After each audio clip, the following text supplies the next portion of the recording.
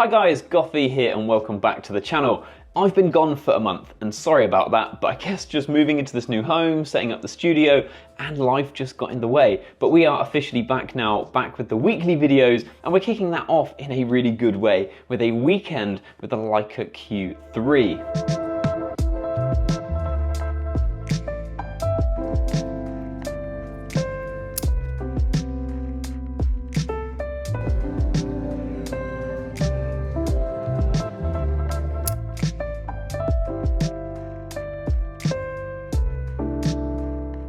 And I guess the first thing with any new camera is how it feels. Picking it up, pressing some buttons, I noticed straight away the buttons felt a little bit unfamiliar.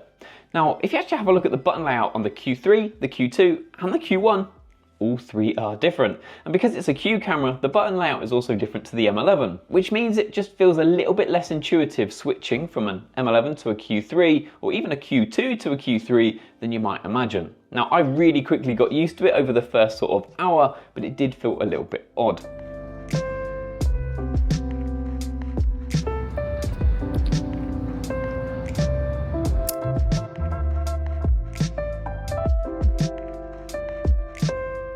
Then one of the really big changes of this camera over the previous generation is the fact that it has a tilt screen. It means the screen tilts out and it's really good for shooting low to the ground or shooting from the waist as well.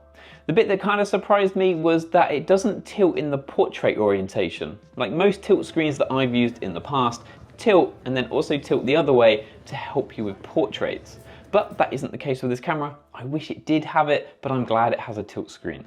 One of the reasons that I ended up passing on the Leica Q, living here in the UK, the weather is always terrible, is the fact the original Q wasn't weather sealed. This was fixed in the Q2 and it remains fixed as well in the Q3. The Q3 is weather sealed, even with that tilt screen, which is a big thumbs up for me over that original camera.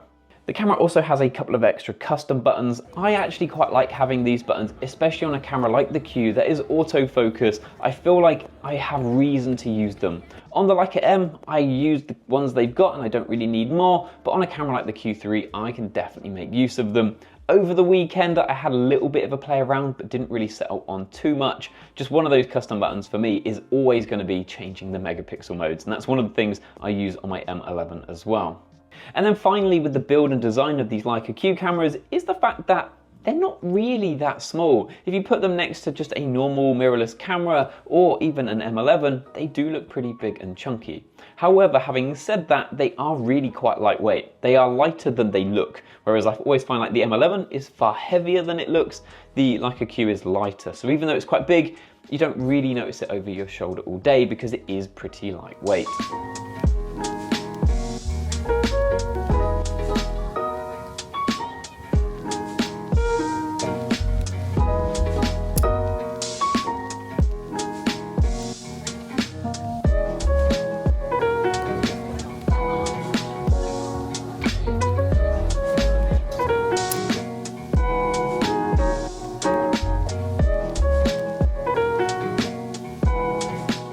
So what was it like in use? Well, running around London, I was really enjoying it. And sometimes it is nice to not have to worry about focusing. Just running around with some autofocus, snapping away without a care in the world does have some value. And we're going to talk about that a little bit more later on as well. When it comes to the autofocus, it is as good as any other camera I've used. I used single point autofocus quite a bit. In continuous and in single shot, never really let me down, and same with eye autofocus as well. That's something that I use frequently, and again, it never let me down once. So for me, the autofocus was more than good enough for anything I could ever need. If you're doing some pretty extreme things, I have no idea. It may or may not be good enough. Something that I did really enjoy with the Q3 over my M11 is the fact that we have some stabilization. That super high megapixel sensor often means with the M11, I find myself never really dropping below kind of 250th of a second if I can get away with it. With the Leica Q3, because you do have some optical stabilization, it's not IBIS, optical, you can get away with some slightly slower shutter speeds, and I can get some value out of that. One slightly bizarre experience of walking around London with the Q3 as opposed to my M11, even though my M11 is silver, is more people were definitely noticing the Q3, which felt a little bit odd. I'm not really sure why, but it was definitely the case, and Claire noticed it as well, that quite a few people were noticing the camera as we were walking around. Then I think we move on to the thing that sets the Leica Q apart from just about any other autofocus camera out there at the minute, and that is the fact that it offers a really good manual focus experience. It really is good that we have that thumb tab on the bottom and a normal manually focusing lens. Another thing as well is the fact that you can then zone focus with it. You can set your distance on the lens actually physically and then just shoot away from the hip, which is something I do an awful lot with the M11, and it's really nice that you're able to do that successfully and nicely in an autofocus camera as well. And then finally, I guess from an experience point of view, I did mess around with the macro mode, and I absolutely love the fact that you can use a Leica camera and shoot some macro photos. I definitely miss it a little bit when shooting an M body, just for the occasional food pic or coffee pic, because at the end of the day, what is a Leica Instagram page without coffee on it?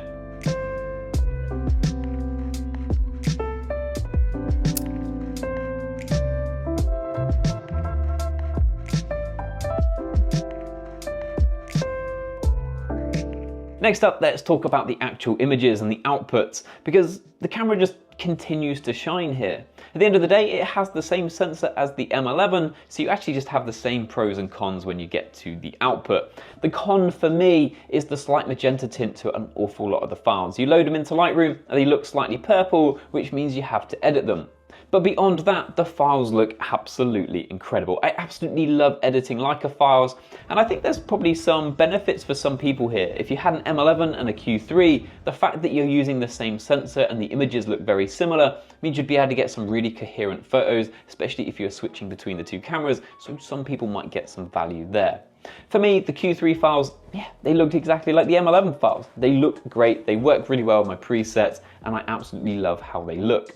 I did spend the first half of the day shooting in the multi-field metering mode, which meant, like with all cameras, I was getting some blown highlights, but midway through the day, I switched that back to highlight weighted, and I ended up not getting any blown highlights. Some slightly dark images that I had to edit later, but fully protected and nothing blown. I can't imagine anybody would really have any complaints about the outputs. The lens as well, the 28mm f1.7, it has enough background separation for your portraits, it's super sharp, at 60 megapixels you can make some crazy crops. Like the actual files, I have no complaints at all.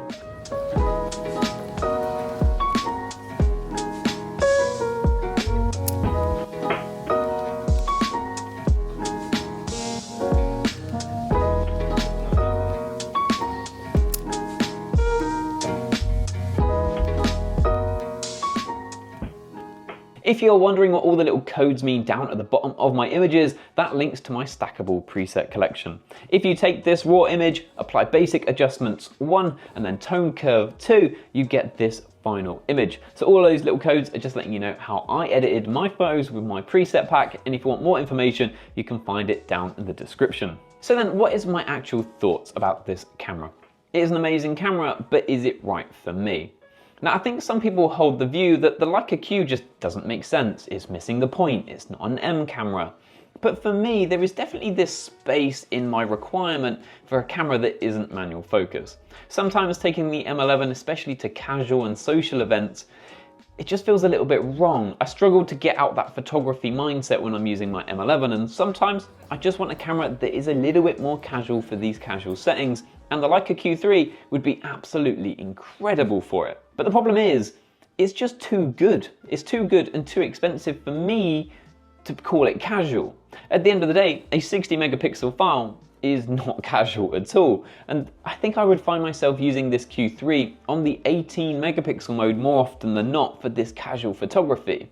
And if I'm not really making use of that incredible sensor inside this camera, you start to question as to whether you should get a Q3 or not. Maybe I'd be better off getting a Q2, but the Q2 doesn't have the option really to scale down the file sizes. So then, am I getting a Q1? And if I'm getting a Q1, unfortunately I'm now missing out on so much. I'm missing out on the tilt screen, the weather sealing, and all of the modern features like the autofocus stuff that comes with a newer camera. So I end up in this bit of a predicament. I want a camera that fills this kind of casual space, but the Q3, it's just too good for it, and I personally can't warrant spending $5.5 grand on a camera for like a casual purpose. If money was no kind of object, it wasn't even a consideration, I would snap up a Q3 immediately. It completely fills that niche, it's an absolutely incredible camera, the use of it was amazing, the outputs are amazing, just for me, it's priced a little bit too high for a casual camera, and I don't really have enough of a need to warrant that price. So hopefully that makes sense. I personally am not going to be buying one, but if you are interested in one, I think you'll be super impressed with it. I can't really see any areas where you would be disappointed with it other than that price tag, which for me is just a little bit too much for my own use case.